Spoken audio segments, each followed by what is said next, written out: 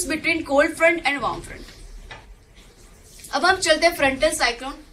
हमने जो चौथी रेनफॉल के टाइप से की थी फ्रंटल रेनफॉल, वो हम देखते हैं कि किस तरह से ये फ्रंटल साइक्लोन या टेम्परेट साइक्लोन कैसे बनते हैं। उनके बहुत सारे अलग अलग नाम हैं, क्योंकि वो ट्रॉपिकल साइक्लोन से अलग है, इसलिए उनको एक्स्ट्रा ट्रॉपिकल साइक्लोन्स भी कहते हैं। उन्हें ट्रैवलिंग डिप्रेशंस भी कहते हैं, उन्हें कोल्ड कोर साइक्लोन्स भी कहते हैं और उन्हें वेव साइक्लोन्स भी कहते हैं। तो पहले हम चलते हैं कि किस तरह से ये फ्रंटल साइक्लोन्स डेवलप होते हैं। सबसे पहले मैं बताना चाहती हूँ कि साइक्लोन को समझने से पहले हमें ये जानना चाहिए कि साइक्लोन का मीनिंग क्या है, राइट। साइक्लोन होने के लिए कुछ 3-4 कंडीशंस होती है। सबसे पहले साइक्लोन का नाम आते हैं, आपको ये दिमाग में आना चाहिए कि साइक्लोन की बनने के लिए सबसे पहली कंडीशन होती है बहुत ही स्टीप लो प्रेशर सिस्टम। बहुत ही ज्यादा लो प्रेशर सिस्टम जितनी डेवलप होगी उतने ही ज्यादा वो एयर को कन्वर्ज करेगी, एयर को अट्रैक्ट करेगी, राइट। तो सबसे पहले एक इंटेंस लो प्रेशर सिस्टम बननी चाहिए। उसके बाद लो प्रेशर सिस्टम बनने के बाद एयर जो है उस पॉइंट के यहाँ पे, अगर इस एरिया में लो प्रेशर सिस्टम बन रही है तो एयर हर एक डायरेक्शन से वहां पे उस पॉइंट पर आना चाहिए। लेकिन कोरियोलिस फोर्स लग रहा है, इसीलिए वो सीधी स्ट्रेट फॉरवर्ड वहां पे मर्ज नहीं होगी, लेकिन एक सर्कुलर मूवमेंट में वो उसके पास जाएगी और इस स्पाइरल मूवमेंट में वो ऊपर राइज करेगी। नॉर्दर्न हेमिस्फीयर में जो कन्वर्जन का जो डायरेक्शन है वो एंटी क्लॉकवाइज होता है, and in the southern hemisphere it's clockwise. It is different than the deflection of the air. ये कन्वर्जेंस की डायरेक्शन है। और फोर्थ प्रॉपर्टी है क्लोज्ड आइसोबार्स। आइसोबार्स क्या होता है? आइसोबार्स यानी कि a line joining places having equal pressure, right. यानी कि ऐसे लाइन जो लैंड पे अलग अलग प्लेसेस होंगे, उनके अलग अलग प्रेशर वहां पे होंगे। अगर किसी प्लेसेस के सेम और इक्वल प्रेशर है तो अगर उस सभी प्लेसेस को मैं ज्वाइन कर दूंगी तो वो उस रीजन का आइसोबार बनेगा। यहाँ पे आप देख सकते हैं डिफरेंट लाइंस हैं। ये 1012 वाली लाइन आप देख रहे हैं, ये आइसोबार बताता है कि इस रीजन के नीचे आने वाले सारे प्लेसेस का जो प्रेशर है वो 1012 रहेगा, राइट। ये नॉर्मल आइसोबार्स है जो इस तरह के जो है वो लाइंस में पाए जाते हैं। लेकिन जो क्लोज्ड आइसोबार होते हैं वो इस तरह से होते हैं, सर्कुलरली क्लोज्ड हो जाते हैं। दो इस तरह के क्लोज्ड आइसोबार बनते हैं, एक तो हाई प्रेशर सिस्टम में भी बनते हैं और लो प्रेशर सिस्टम में भी बनते हैं। लेकिन डिफरेंस ये होगा कि हाई प्रेशर के सर्कल में आप जैसे ही अंदर जाते जाएंगे प्रेशर बढ़ता जाएगा। फ्रॉम 1020 टू 1024 प्रेशर जो है अंदर जाएंगे बढ़ता जाएगा। तो ये जो रीजन होगा हाई प्रेशर रीजन होगा, वहां पे एंटी साइक्लोनिक कंडीशंस होगी, एयर जो है डिसेंड होकर डाइवर्ज होती होगी। अगर इस तरीके का क्लोज्ड आइसोबार बन रहा है और जैसे हम उसके अंदर जाते हैं प्रेशर कम होता जा रहा है, फ्रॉम 1004 टू 1000 और ज्यादा ही ज्यादा 900 800, इस तरह से अगर प्रेशर कम होता है तो उस रीजन को लो प्रेशर सिस्टम बोलते हैं, राइट। तो साइक्लोन जब भी डेवलप होते हैं उनके उससे पहले सबसे ज्यादा उस तरह की क्लोज्ड आइसोबार सिस्टम जो है वो बननी चाहिए। फ्रंटल साइक्लोन में इस तरीके की क्लोज्ड आइसोबार सिस्टम बनती है of the low pressure system. हमने देख लिया कि 2 types of low pressure system. Frontal cyclones जो है वो थर्मली इंड्यूस नहीं है बट डायनामिकली इंड्यूस्ड है।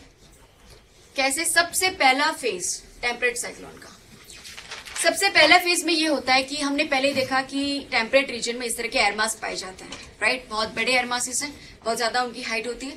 अब ये एयरमास जो है विंटर सीजन में अपनी जो सोर्स रीजन है उससे अलग अलग डायरेक्शन में मूवमेंट करना स्टार्ट करते हैं। लेकिन फर्स्ट फेज में ये होता है कि ये अपने सोर्स रीजन से अलग रीजन पे मूवमेंट तो करते हैं, लेकिन किसी और दूसरे एयरमास के जब कांटेक्ट में आएंगे तो एकदम से उसे पुश करना स्टार्ट नहीं करते, बट पहले जो है क्योंकि उनकी ये जो एयरमास होता है बहुत ही ग्रेजुअली मूव करता है, राइट, बहुत ही कम स्पीड में मूव करता है। तो जब एक दूसरे के सामने सामने जब आ जाएंगे तब जो पहला एक फ्रंट वर्टिकली जो बॉर्डर उनके बीच में बनेगी उसे स्टेशनरी फ्रंट कहता है, क्योंकि अभी तक इस स्टेज में उन दोनों ने एक दूसरे को पुश करना स्टार्ट नहीं किया है, राइट, सिर्फ एक दूसरे के कांटेक्ट में है। दूसरा फेज यानी formative stage of temperate cyclone या फ्रंटल साइक्लोन, इसमें होता है कि सपोज ये 3 एयरमास एक दूसरे के कांटेक्ट में आ चुके हैं, स्टेशनरी फ्रंट बन चुका है। यहाँ पे कोल्ड एयरमास है, वार्म एयरमास है और कूल एयरमास है। फिर ये जो तीनों एयरमास है एक दूसरे को पुश करना स्टार्ट करते हैं। कोल्ड एयरमास अगर ज्यादा एक्टिव है और वार्म एयर को इस तरह से पुश कर रहा है तो उन दोनों के बीच में कोल्ड फ्रंट बनेगा। यहाँ की वार्म एयरमास ऊपर की कूलर एयरमास को ज्यादा पुश करेगी तो उसके बीच में वार्म फ्रंट बनेगा। और इसी तरह से अब हम देख रहे हैं कि यहाँ पे उनकी एक सर्कुलर मूवमेंट स्टार्ट हो रही है, राइट। तीसरे स्टेज में जाने से पहले हम देख लें कि नीचे ग्राउंड लेवल पे क्या होता है। इस तरह से कोल्ड एयर मास यहाँ की वार्म एयर मास को पुश कर रहा है और वहां बीच की जो वार्म एयर मास है वो धीरे धीरे इस तरह से अपलिफ्ट हो रही है। लेकिन एक कोल्ड फ्रंट है, उसका ग्रेडियंट बहुत ही स्टीप है, स्लोप उसका स्टीप है, अचानक से उसका अपलिफ्टमेंट होगा, यहाँ पे क्यूमुलोनिम्बस क्लाउड बनने की शुरुआत हो जाएगी, राइट। और क्योंकि यहाँ पे वार्म एयर मास का अपलिफ्टमेंट हो रहा है, फोर्सफुल अपलिफ्टमेंट हो रहा है, इसलिए यहाँ पे नीचे बनेगा लो pressure system, right, dynamically induced लो प्रेशर सिस्टम। देखिए इस तरीके की सर्कुलर मूवमेंट बन रही है और यहाँ पे warm air mass cold air mass बीच के वार्म एयर मास को अपलिफ्ट कर रहा है, इसलिए यहाँ पे हम देख सकते हैं कि ये एयर मास अपलिफ्ट होगा तो यहाँ पे लो प्रेशर सिस्टम बनती जाएगी। और यहाँ पे भी वार्म एयर मास कूलर एयर मास को पुश कर रहा है, फिर भी अपलिफ्ट तो वार्म एयर मास ही होगा, राइट। और यहाँ पे भी अपलिफ्टमेंट हो रही है।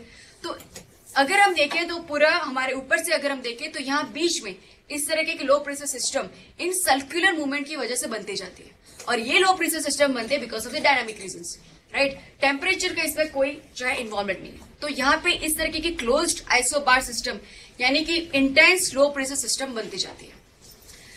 उसके बाद क्या होता है कि सपोज दोनों साइड से कोल्ड एयर मास भी वार्म एयर मास को पुश कर रहा था और वार्म फ्रंट भी कूलर फ्रंट को पुश करते हुए खुद अपलिफ्ट हो गया, तो एक स्टेज के बाद पूरे का पूरा वार्म एयर मास है वो अपलिफ्ट हो जाएगा और दोनों जो कोल्ड और कूलर एयर मास थे वो एक दूसरे के कांटेक्ट में आ जाएंगे इस तरह से। तो उन दोनों के बीच में जो फ्रंट डेवलप होता है उसे ऑक्लूडेट फ्रंट कहते हैं, राइट। ऑक्लूडेट फ्रंट पे आप देख सकते हैं कि ऐसा रीजन वो तभी बनता है जब पूरा उसके बीच का वार्म एयर मास पूरा का पूरा अपलिफ्ट हो जाए। उसके बाद डिसिपेशन स्टेज। अब वो एयर मास जो वार्म एयर मास पूरा का पूरा अपलिफ्ट हुआ था, अपलिफ्ट हो जाने के बाद वो रेनफॉल देगा, राइट। अपलिफ्ट हो जाएगा, उसका कंडेंसेशन होगा, क्लाउड्स हो गए, रेनफॉल देगी। रेनफॉल के बाद वो पूरा एयर मास अब ड्राई हो चुका है, रेनफॉल के जरिए उसे सारे मॉइस्चर दे दिए। लेकिन नीचे के जो दो एयर मास है, एक कोल्ड एयर मास और कूलर एयर मास, उन दोनों के बीच में इतना ज्यादा टेम्परेचर का डिफरेंस नहीं है, राइट। तो उसी की वजह से यहाँ पे जो है फ्रंट डेवलप नहीं हो पाएगा और इसीलिए जो टेम्परेट साइक्लोन जो अभी तक जो फ्रंट की वजह से बना हुआ था वो धीरे धीरे डिसिपेट होना स्टार्ट करेगा, राइट। तो ऑक्लूडेट फ्रंट के बाद let's see again. First of all इस तरह का एक स्टेशनरी फ्रंट डेवलप होता है, दो कूल और एक वार्म और एक कूल एयर मास एक दूसरे के कांटेक्ट में आते हैं और एक स्टेशनरी फ्रंट डेवलप होता है। सेकंड पोर्शन में ये होता है कि कोल्ड एयर मास पुश करता है वार्म एयर मास को, वार्म कूलर एयर मास को, और इसीलिए फ्रंट्स डेवलप होते हैं। बीच में एक इंटेंस लो प्रेशर सिस्टम डेवलप होती है। थर्ड स्टेज में होता है कि बीच का जो वार्म एयर मास था वो पूरे का पूरा अपलिफ्ट हो गया है और यहाँ पे बनेगा ऑक्लूडेट फ्रंट, राइट। इसलिए अब ये पूरा एयर मास अपलिफ्टेड अब हो चुका है और ज्यादा एयर का अपलिफ्टमेंट नहीं हो सकता क्योंकि दोनों के बीच ये भी कोल्ड है, ये भी कूलर एयर है और इनके बीच में इतना डिफरेंस नहीं है कि कोल्ड एयर इसको पुश करके और ज्यादा उसको अपलिफ्ट कर रहा है। इसलिए यहाँ की जो लो प्रेशर सिस्टम है वो धीरे धीरे वीक होती जाती है क्योंकि अब अपलिफ्टमेंट बंद हो चुका है। यानी कि फर्स्ट हमें ऐसे दिखाई देगा, सेकेंड स्टेज बी में थोड़ा वेवी, फिर फ्रंट्स डेवलप होते हैं because of the pushing. Third stage में यहाँ पे ऑक्लूडेट फ्रंट बनता है और फोर्थ स्टेज में फ्रंटल लिसिस यानी कि डिसिपेशन हो जाता है फ्रंट का। दोनों जो एयर मास नीचे रह गए कोल्ड और कूलर, वो दोनों एक दूसरे को पुश करके कोई वार्म एयर मास को पुश नहीं कर पाते, अपलिफ्ट नहीं कर पाते। वीक जो लो प्रेशर सिस्टम बना वीक हो जाता है और टेम्परेट साइक्लोन जो है वो डिसिपेट हो जाता है। टेम्परेट साइक्लोन की एक प्रॉपर्टी यह है कि वो हमेशा वेस्ट टू ईस्ट डायरेक्शन में ही मूव करता है, राइट। उनका पाथ जो होता है प्रेडिक्टेबल होता है क्योंकि वो बहुत ही ग्रेजुअली धीरे धीरे पास होता है। धीरे धीरे में फ्रंट्स डेवलप होते हैं, ऑक्लूडेट फ्रंट होता है, बहुत ही धीरे धीरे डिसिपेशन होता है और इसीलिए इन रीजन की जो वेदर डिपार्टमेंट्स होते हैं बहुत ही इजीली उनको प्रिडिक्ट कर पाते हैं कि कहाँ पे कितने बजे कौन सी जगह पे कितना रेनफॉल होगा, राइट। क्योंकि बहुत ही ग्रेजुअल उनका बनना है, डिसिपेशन बहुत ग्रेजुअल है, पास ही बहुत धीरे धीरे होते हैं, तो उनका प्रिडिक्शन बहुत ही एक्यूरेट हो जाता है।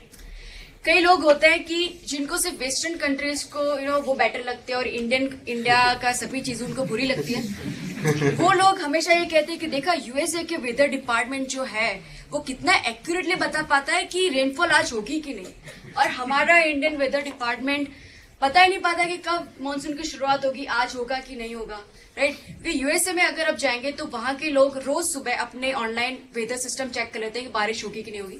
उसी तरह से अम्ब्रेलाज और रेनकोट लेकर ही बाहर निकलते हैं। और जैसी प्रिडिक्शन होती है कि आज नहीं होगी या आज होगी, तो उसी तरह से बारिश अगर लिखा है होगी तो होती ही है, राइट। तो उस रीजन में रहने आने के बाद वो लोग इंडिया की इस तरह क्रिटिसाइज करते हैं कि इंडियन वेदर डिपार्टमेंट इतना एक्यूरेट नहीं है। बट द रियलिटी इज, इन लोगों को ये नहीं पता कि इन रीजन में जो बारिश हो रही है वो डिफरेंट रीजन से, डिफरेंट मैकेनिज्म से होती है, जिसे हम टेम्परेट साइक्लोन कहते हैं। और हमारा जो इंडियन मानसून है, tropical monsoon, it is one of the most complex phenomena in the world. अगर ट्रॉपिकल मानसून यूएसए में भी होता तो उसका भी वेदर डिपार्टमेंट अच्छे से प्रेडिक्ट नहीं कर पाता, बिकॉज इट इज स्टिल वो अभी भी एक मिस्ट्री है। उसमें बहुत ज्यादा फैक्टर्स है इंडियन मानसून को, क्यों कंटिन्यू करेगा, क्यों ऑनसेट होगा, क्यों उसमें गैप्स आएंगे, बहुत ज्यादा फैक्टर्स है। और अभी भी सारे फैक्टर्स जो है वो हम फाइंड नहीं कर पाए, और इसी की वजह से हमारा वेदर डिपार्टमेंट कितना एक्यूरेटली हमारे मानसून को प्रेडिक्ट नहीं कर पाता है, राइट। तो ब्लैक एरोज जो ऊपर और नीचे देख रहे हैं नॉर्दर्न साइड पे और सदर्न साइड पे, ये टेम्परेट साइक्लोन के एरियाज है, डिस्ट्रीब्यूशन है। वो इस तरह से वेस्ट टू ईस्ट डायरेक्शन में टेम्परेट रीजन में मूव करते हैं, right. So this is distribution of temperate cyclone, frontal cyclone, wave cyclone, cold core cyclone. Green जो एरो है जो ईस्ट टू वेस्ट जा रहे हैं, they are the tropical cyclones. तो अब हम चलते हैं ट्रॉपिकल साइक्लोन्स कैसे बनते हैं। ट्रॉपिकल साइक्लोन्स को नॉर्थन अमेरिका में हुरिकेन्स कहते हैं, चाइना में उसे टाइफून कहते हैं। ये जो डेवलप होते हैं हमेशा लेट समर में डेवलप होते हैं। हमें टेम्परेट साइक्लोन देखिए वो हमेशा विंटर में डेवलप होते हैं। हमारे ट्रॉपिकल साइक्लोन हमेशा समर में डेवलप होते हैं, लेट समर में स्पेशली। लेट समर में इसलिए क्योंकि ट्रॉपिकल साइक्लोन हमेशा आप याद रखिए, हमेशा वाटर बॉडी से ही उनका इमरजेंस होता है। जब समर आता है, इंटेंस हीटिंग होती है ट्रॉपिकल रीजन में, लेकिन वाटर जो है वो लैंड से कम ठंडा होता है, देर से गर्म होता है। तब जब पूरा समर पास हो जाता है, तब लेट समर में ट्रॉपिकल वाटर गर्म होता है, और उसका जब टेम्परेचर, जिसे सी सरफेस टेम्परेचर कहते हैं, वो अगर 25 to 27 डिग्री से ज्यादा बढ़ जाए, तो उस ट्रॉपिकल रीजन में, ट्रॉपिकल वाटर बॉडी में, वहां पे बहुत ही ज्यादा इवोपरेशन स्टार्ट होगा। और इवोपरेशन की वजह से जो एयर होगी वो राइजिंग करेगी, लो प्रेशर सिस्टम उस वाटर बॉडी पे बनता जाएगा। ट्रॉपिकल वाटर बॉडी पे बनता है। इसमें ये होता है कि क्योंकि ये वाटर बॉडी है, इंटेंस लो प्रेशर सिस्टम बन रही है, एयर कन्वेक्शनली ऊपर जाएगी। ऑब्वियसली अब ये लो प्रेशर सिस्टम है वो टेम्परेचर की वजह से बना है, इसीलिए थर्मली इंड्यूस्ड है। एयर ऊपर जाएगी, कन्वेक्शनली ऊपर मूव करेगी, राइट। और ये एयर बहुत ही गर्म होगी, बहुत ही वेट या मॉइस्ट होगी। वेट और मॉइस्ट इसलिए होगी क्योंकि पानी से ही उसको कंटिन्यूस ह्यूमिडिटी या कंटिन्यूस उसको मॉइस्चर मिलती जाती है। इसलिए ये एयर एक तो वैसे भी ट्रॉपिकल रीजन में गर्म होने की वजह से बहुत ही गर्म है, प्लस बहुत ही ज्यादा मॉइस्चर वाली है। तो जैसे वो ऊपर जाएगी, ऊपर जाते उसे लेटेंट हीट ऑफ इवेपोरेशन मिलता जाएगा, बहुत ही ज्यादा डिस्टेंस से कवर करेगी और एक क्यूमुलोनिम्बस क्लाउड को वो क्रिएट करेगी, राइट। यहाँ पे हम देखेंगे एयर को, यहाँ पे लो प्रेशर सिस्टम बन रहा है, एयर का कन्वर्जेंस होगा। बाहर से अगर हम देखें तो इस तरह स्पाइरल मूव करते हुए एयर ऊपर जाएगी। ऊपर जाने के बाद उसकी हाइट पे, क्यूमुलोनिम्बस के टॉप पे, वहां पे हाई प्रेशर सिस्टम होगा और एयर डाइवर्ज करेगी, राइट। तो पूरे क्यूमुलोनिम्बस की हाइट तक एयर जो है ऊपर राइज करती है।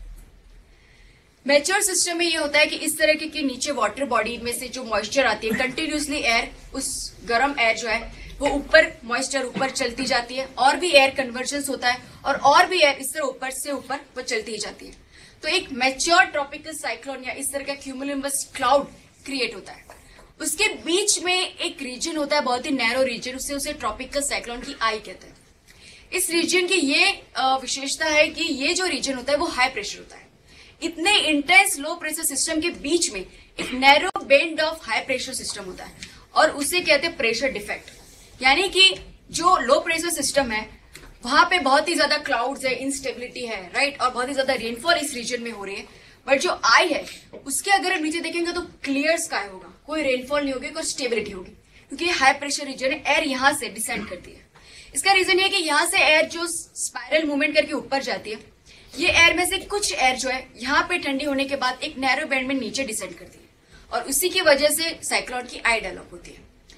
जनरली इस आई की वजह से क्या होता है कि जब हमारे यहाँ कोस्टल रीजन में ट्रॉपिकल साइक्लोन्स आते हैं, राइट, तो जब भी साइक्लोन आता है उसकी प्रेडिक्शन होती है, तो हमारी गवर्नमेंट कोस्टल एरिया में से सभी लोगों को इवैक्यूएट करती है, राइट, उसके पास इवैक्यूएट करती है, और शेल्टर एरिया में उनको जो है उनको अलग रीजन में लिया जाता है, या फिर उनको कहा जाता है कि घर से बाहर ना निकले।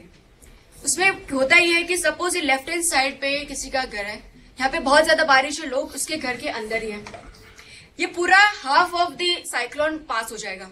जब उस एरिया इस आई के नीचे आएगा तब उन्हें लगेगा कि साइक्लोन चला गया है, बिकॉज इस क्लियर स्काई स्टेबल कंडीशन, वो लोग बाहर आ जाएंगे।